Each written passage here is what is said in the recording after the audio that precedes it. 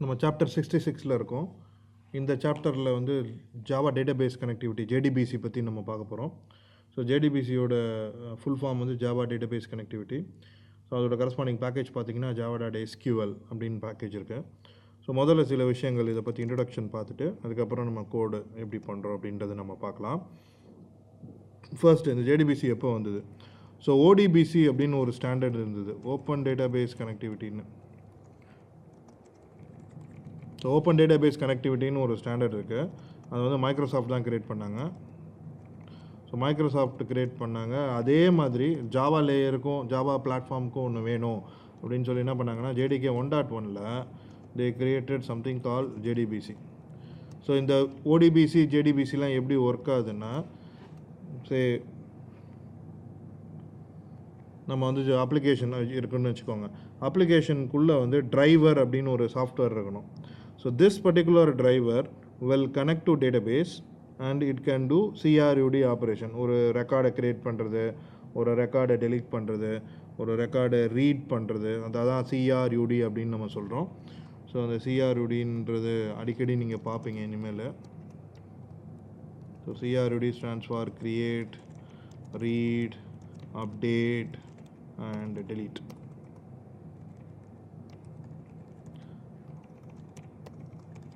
Right. So இதெல்லாம் வந்து நம்ம டேட்டாபேஸ் டேபிள்ஸில் நம்ம பண்ணுறதுக்கு CRUD அப்படின்னு நம்ம சொல்கிறோம். ஸோ என்ன ஆகுதுன்னா டிரைவர் அப்படின்னு ஒரு சாஃப்ட்வேர் இருக்கும். ஸோ அந்த டிரைவர் தான் வந்து டேட்டாபேஸோட கனெக்ட் பண்ணி உங்களோட குவரி எல்லாத்தையும் வந்து எக்ஸிக்யூட் பண்ணும். ஸோ நம்ம அப்ளிகேஷன் வந்து அந்த டிரைவரை யூஸ் பண்ணி, டிரைவரில் சில இம்ப்ளிமெண்டேஷன் கிளாஸஸ்லாம் இருக்குது, அதெல்லாம் நம்ம யூஸ் பண்ணுவோம். நம்ம அப்ளிகேஷனில் நம்ம கோடு எழுதி குவரியை வந்து நம்ம கொடுப்போம். ஸோ குவரி வந்து டேட்டாபேஸில் போய் எக்ஸிக்யூட் ஆகி நம்மளுக்கு ரிசல்ட்ஸ் வரும். செலக்ட் குவரினா ரிசல்ட்ஸ் வரும், அப்டேட்டு, டெலீட், இன்சர்ட்னா நம்மளுக்கு ரிசல்ட் வராது.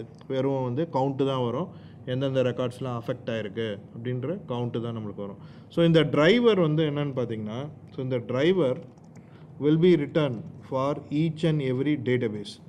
So will have implementation for each and every database. So இப்போ ஆரக்கிள் நம்ம யூஸ் பண்ணுற வெரி ஃபேமஸ் டேட்டாபேஸ் இல்லையா, ஆரக்கிள் நம்ம யூஸ் பண்ணோன்னா Oracle will have a JDBC driver. அதே மாதிரி MySQL another open source famous database. So this will have a JDBC driver, right. MySQL also will have a JDBC driver. So MySQL JDBC டிரைவரை வந்து எழுதி கொடுப்பாங்க. அது ஒரு software தானே, Java classes தானே, அதெல்லாம் MySQL டீம் தான் அதை எழுதி கொடுப்பாங்க. அதே மாதிரி ஆரக்கிள் டீம் வந்து JDBC டிரைவரை வந்து எழுதி கொடுப்பாங்க.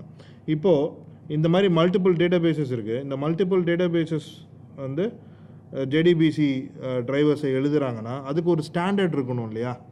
ஸோ அவங்க இஷ்டத்துக்கு எழுத முடியாது. ஸோ எல்லோரும் ஒரு ஸ்டாண்டர்டை ஃபாலோ பண்ணி தான் எழுதணும். ஸோ அந்த ஸ்டாண்டர்ட் தான் java.sql பேக்கேஜ் கொடுக்குது. ஸோ java.sql பேக்கேஜில் பார்த்தீங்கன்னா நிறைய இன்டர்ஃபேஸஸ் தான் இருக்கும்.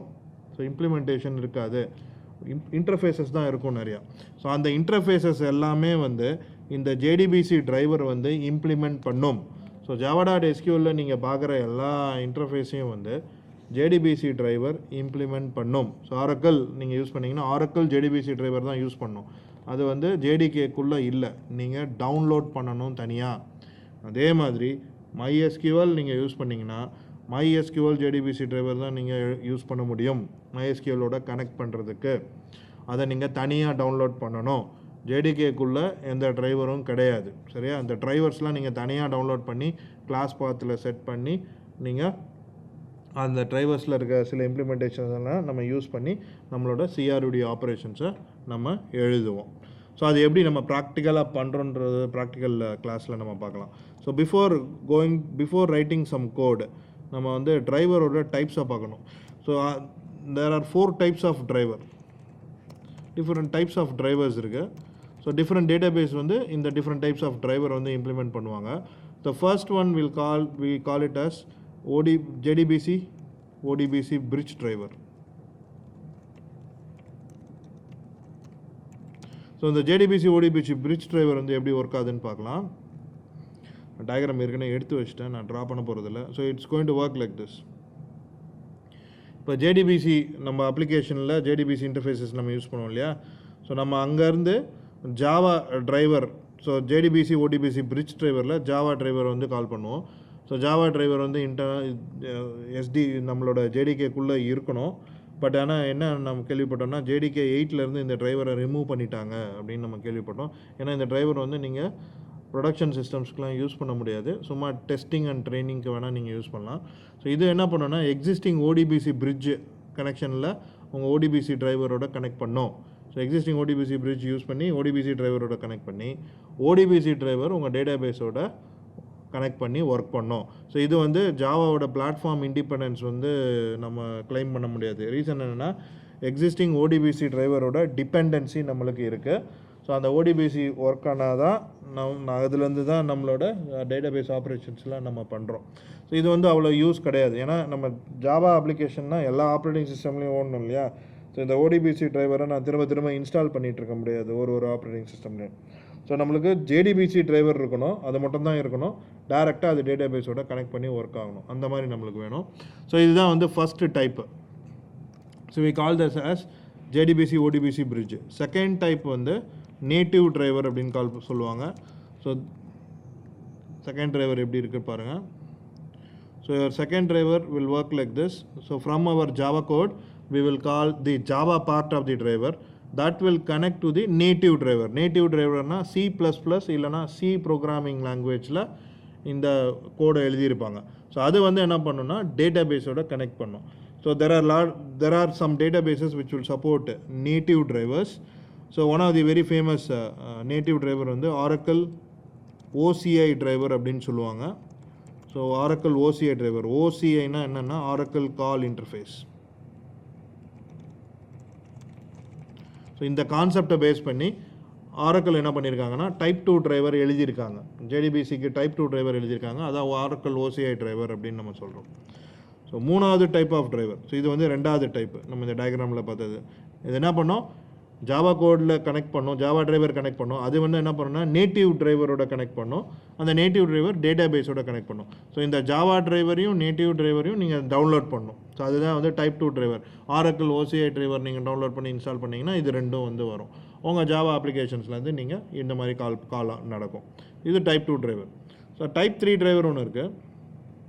ஸோ டைப் 3 டிரைவர் பார்த்தீங்கன்னா we call it as partly native and partly Java. இந்த டிரைவர் வந்து இப்போ நடைமுறையில் இல்லை. Partly native and partly Java இது வந்து இப்போ நடைமுறையில் இல்லை. ஆனால் ரொம்ப காலத்துக்கு முன்னாடி 1996 97 வந்து ஜாவா வந்தப்போ, ஜேடிபிசி வந்தப்போ இதை வந்து யூஸ் பண்ணிகிட்டு இருந்தாங்க. அப்புறம் நடுவில் வந்து யாருமே இதை யூஸ் பண்ணுறதில்ல. ஸோ இதை பற்றி நம்ம தெரிஞ்சுக்கணுன்னு அவசியம் இல்லை. பட் இதில் என்ன ஜாவா டிரைவர் பார்ட் இருக்குது, இன்டர்மீடியேட்ரி சர்வர் ஒன்று இருக்கும், அங்கேருந்து நம்ம டேட்டாபேஸ் கனெக்டிவிட்டி போவோம். பற்றி தெரிஞ்சுக்கணுன்னு அவசியம் இல்லை. டைப் 4 டிரைவர் தான் எல்லோரும் யூஸ் பண்ணுவாங்க. நம்மளோட ப்ராக்டிக்கல் செஷன்ஸுக்கும் வந்து நம்ம டைப் 4 டிரைவர் தான் யூஸ் பண்ணுவோம். ஸோ நம்ம வந்து பியூர் ஜாவா டிரைவர் அப்படின்னு சொல்லுவாங்க. ஸோ பியூர் ஜாவா டிரைவர்னால் entire driver is written in Java and we call that as type 4 driver. So type 4 driver இவ்வளோ தான், ரொம்ப சிம்பிளாக இருக்கும். உங்கள் ஜாவா கோட்லேருந்து ஜாவா டிரைவரை கால் பண்ணுறீங்க, that will connect to database and it is going to work. So இந்த மாதிரி வந்து டைப் 4 டிரைவர் இருக்கும். சரியா? ஸோ நம்மளோட ப்ராக்டிக்கல் அப்ளிகேஷன்ஸ் எல்லாமே வந்து நம்ம டைப் 4 டிரைவர் தான் நம்ம வந்து யூஸ் பண்ணுவோம். ஸோ இது மாதிரி ஜேடிபிசியில் 4 டைப் ஆஃப் டிரைவர் இருக்குது. ஸோ இந்த 4 டைப் ஆஃப் டிரைவர் பற்றி நம்மளுக்கு தெரிஞ்சிருக்கணும். இது எப்படி கனெக்ட் ஆகி ஒர்க் ஆகுது அப்படின்றத நம்ம நெக்ஸ்ட் சாப்டரில் பார்ப்போம். ஒரு பேசிக் கோடு எழுதி எப்படி நம்ம கனெக்ட் ஆகி ஒர்க் ஆகுது அப்படின்றத நம்ம நெக்ஸ்ட் சாப்டரில் பார்ப்போம். So is all about the overview of JDBC. So JDBC is a fundamental API. ஜேடிபிசி வழியாக தான் நீங்கள் டேட்டா பேஸோட கனெக்ட் பண்ணவே முடியும். There is no other way in which you are going to connect. ஜாவாலேருந்து நீங்கள் கனெக்ட் பண்ணணுன்னா ஜேடிபிசி வழியாக தான் கனெக்ட் பண்ணோம். உங்களோட எல்லா ஃப்ரேம் ஒர்க்கும் இது வழியாக தான் ஒர்க் ஆகுது. ஹைபர்னேட்டுன்னு ஒரு ஃப்ரேம் ஒர்க் இருக்குது, ரொம்ப famous frame work. So hibernate frame ஒர்க்கும் இன்டர்னலாக பார்த்தீங்கன்னா ஜேடிபிசி வழியாக தான் கனெக்ட் ஆகுது. ஹைபர்னேட் ஃப்ரேம் ஒர்க்கும் இன்டர்னலாக பார்த்தீங்கன்னா ஜேடிபிசி ஃப்ரேம் ஒர்க் வழியாக தான் கனெக்ட் ஆகுது டேட்டாபேஸோட. ஸோ இந்த மாதிரி எல்லா ஃப்ரேம் ஒர்க்ஸும் ஜேடிபிசி வழியாக தான் வந்து கனெக்ட் ஆகும். ஸ்ப்ரிங் டிஏஓன்னு ஒன்று இருக்குது, அதுவும் பார்த்தீங்கன்னா இன்டர்னலாக ஜேடிபிசி வழியாக தான் வந்து டேட்டாபேஸோட கனெக்ட் பண்ணும். ஸோ இது வந்து ஒரு ஃபண்டமெண்டல் ஏபிஐ. இதை நல்லா நம்மளுக்கு தெரியணும். இது தெரிஞ்சால் தான் இதுக்கு மேலே இருக்கிற ஃப்ரேம் ஒர்க்ஸ்லாம் நம்மளால் லேர்ன் பண்ண முடியும். சரிங்களா? ஸோ இது all about the introduction to JDBC. அடுத்த சாப்டரில் நம்ம ஒரு சின்ன கோடு எழுதி ஜேடிபிசியோட பேசிக்ஸ் பேஸ் பண்ணி நம்ம ஒரு சின்ன கோடு எழுதலாம். தேங்க்யூ.